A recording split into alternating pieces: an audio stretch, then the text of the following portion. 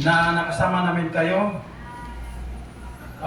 Yung iba sa inyo ay madalas na pumunta sa Islamic Center upang ibahagi ang kanilang kaalaman at hindi namin iniisip yung iba na minsan lang makapunta ay magkakaiba kayo sa amin. Pari-parehas kayo.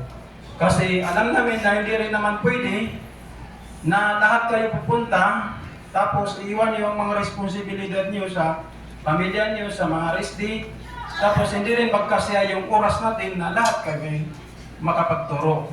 Kaya iniisip, huwag niyong isipin na may pagkukulang kayo sa amin dahil hindi kayo nakapunta. Pari-parehas lang po kayo sa amin.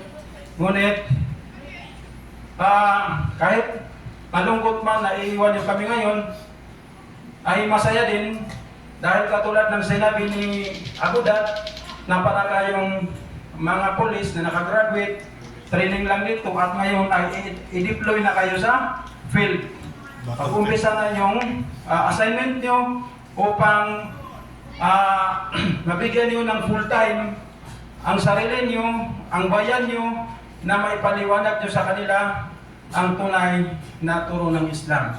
Kaya laking tuwa namin na kayo ay nakagraduate na at yung iba naman ay susunod